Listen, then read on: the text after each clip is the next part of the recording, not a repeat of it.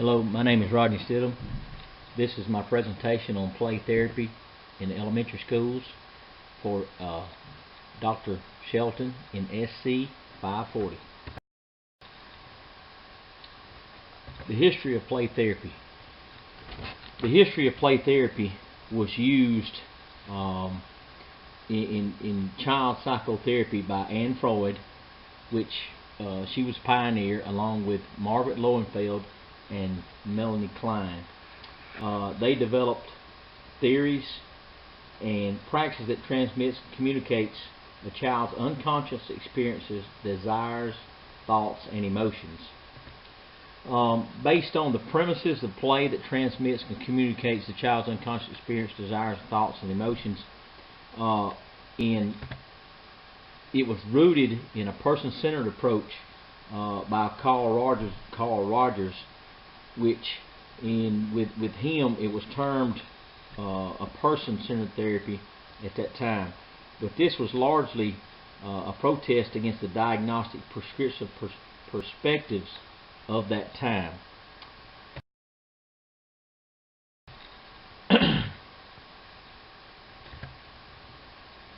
Play therapy has been used for decades in the U.S. One of the largest or largely influenced people that used the person-centered approach was Axeline. She developed a new therapeutic approach for working with children. People may also know this as Dibs, which was a young boy that she had worked with. She said no one ever knows how much about a person's being, inner world, as an individual himself. Responsible freedom grows and develops from inside the person. For over 50 years, play therapy has been practiced and researched within America. Only since the 1980s has it been popular in Great Britain also. Play therapy, initially the Children's Hour Trust taught professionals of basic techniques of Axeline's play therapy used in a multitude of settings.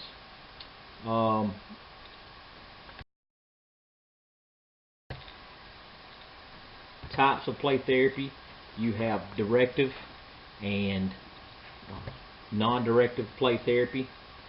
In non-directive, the first one here is directive. In directive play, Anne Freud used a psychoanalytic play therapy. The main difference between directive and non-directive approaches are the role in which the therapist takes. The basic difference in the two is the role difference play in play therapy. Directive play therapy, which Junnigan used a play therapy. Junnigan play therapy depends a great deal on the therapist to build trust with the child, sensitively discuss with the child about their play. It can be said that Junnigan play therapy adopts a more non-directive approach.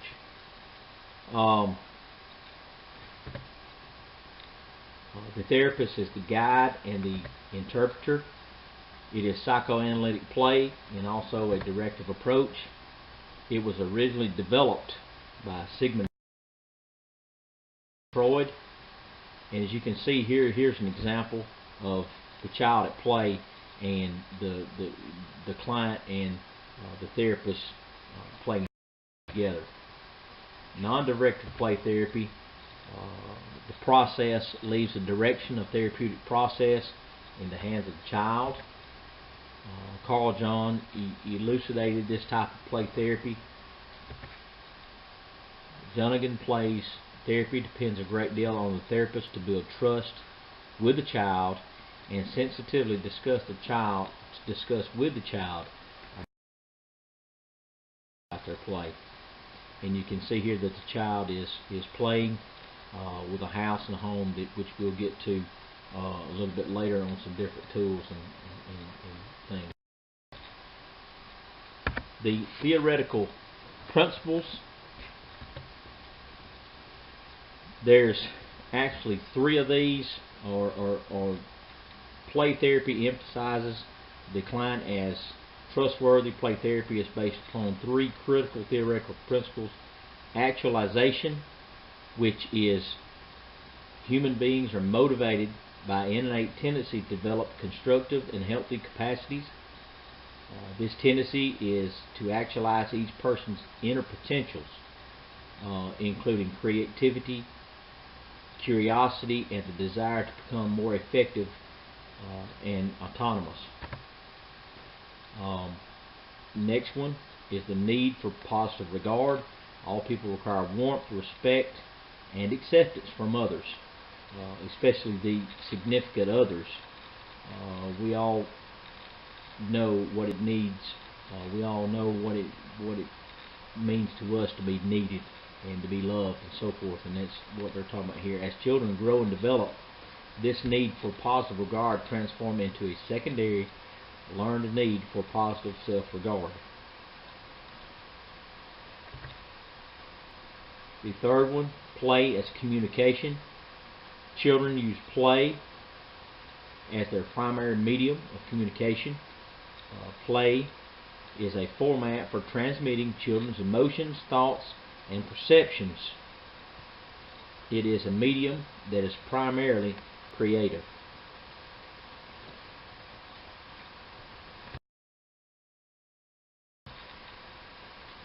Tools of play. As we look at tools of play, according to McIntyre, recommended items include but not limited to manipulative such as clay, crayons, paints, water and sand containers, toy kitchen supplies such as appliances, utensils, pots and pans, baby dolls and accessories such as bottles, rattles, and bibs, toy guns and knives, toy cars, boats, soldiers, animals and blocks, building sets, stuffed animals. As we look at this, toys should allow for exploration of real life experiences, including cultural values, traditions, and roles. They should facilitate contact with the child by gaining the child's interest and attention. It should permit reality testing, limit setting, provide opportunities for development of self-control, facilitate exploration and of the self and others. It allows children to express their needs symbolically without the need of verbalization. It should provide for expression of a wide range of feelings, provide opportunities, insight, self-understanding, creative expression, and the toys should be able to be durable, simple, and easy to operate. Allow for success and are fun. Toys should be selected, not collected. Okay. Real life nurturing. As you can see here, I have 4 examples of tools of play therapy, and as you look at these, there's really 3 categories that you could put them in. There's real life and nurturing, which is a doll family, a doll house, which I'll have on the next slide. Baby bottle, a variety of puppets, which I have here. Animal families, cars, money, cash, register, kitchen, food, medical kit, phone, etc. Acting out and aggressive and scary toys. You don't really need a whole lot of scary toys. But you see that you can have toy soldiers, guns, really colored or plastic, not real looking. Scary, aggressive puppets and animals, alligator, shark, rubber knife, foam sword, handcuffs. And then the last thing that you can have as categories toys is creative expression and emotional release, which is sand, water, paints, craft materials, clay, musical instruments, magic wand, dress-up clothes, etc. You can see there I have the sand tray. They're going to express themselves. They're going to create. You have the puppets, which may it could be a model or 2 for different things. Dolls and Barbies, the family atmosphere that they might live in, and in your kitchen and your house play, which is you can really look at, and the child can express themselves.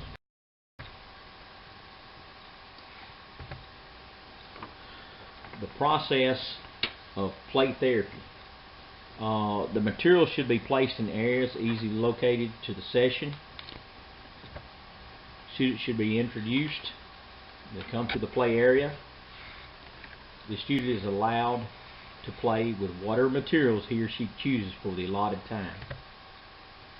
Therapist will make a report of the student's actions without offering judgment or interpretation. However, it is permitted to ask questions that will prompt the student to explain a situation further. It is through this process that a child is able to bring hidden emotions to the surface where he or she can face them and cope with them. And that's the objective that we are ultimately after. Effective techniques. Hall, Collison, and Schaefer, which we learned about in the history, suggest several specific types of play therapy and techniques. The first one is the feeling word game. Often children have difficulty verbalizing feelings when directly questioned, either because they are guided or they do not connect with those feelings they find most threatening. When involved in playing a game, children's defenses are reduced and they're more likely to talk about their feelings. Okay, so you know the feeling word game is therapeutic rationale that you could use. Okay, the second one I have is a balloons of anger.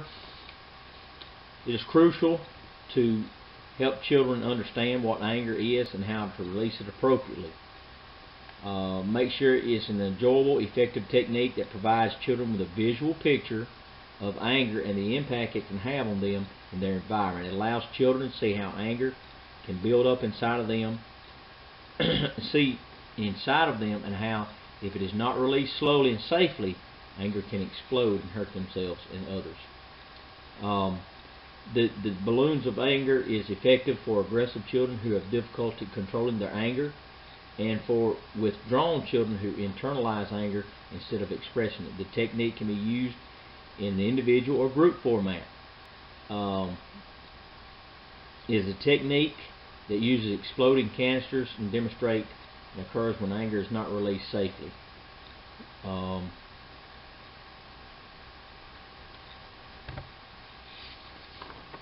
The worry can is another one. The therapeutic rationale: children often worry about numerous things that keep it bottled up inside.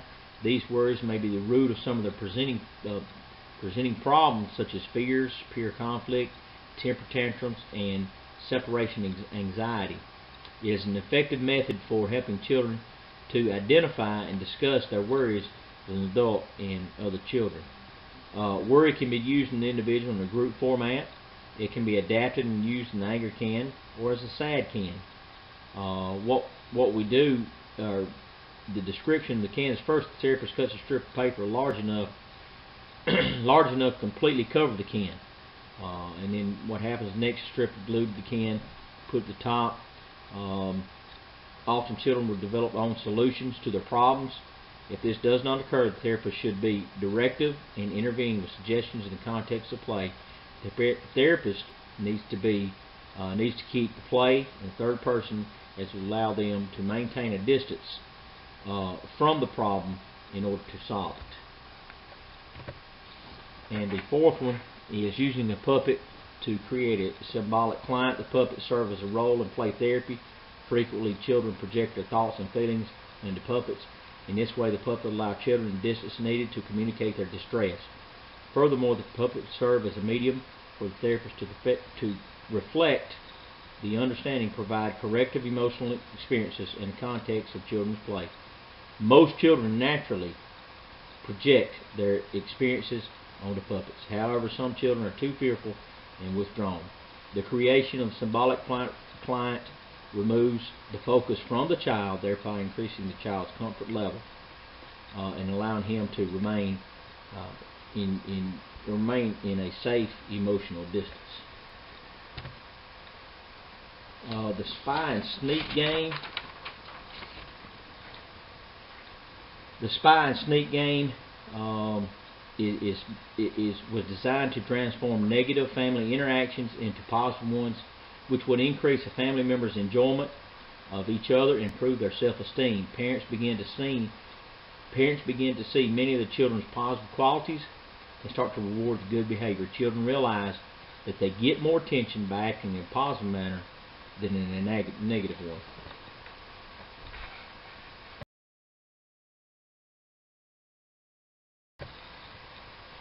Benefits of play therapy is children become more responsible for their behaviors. Children develop coping strategies and creative solutions for their problems.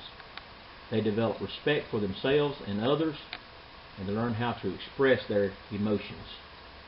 Children learn social and relational skills. Children develop self-efficacy. And here are the resources that I have.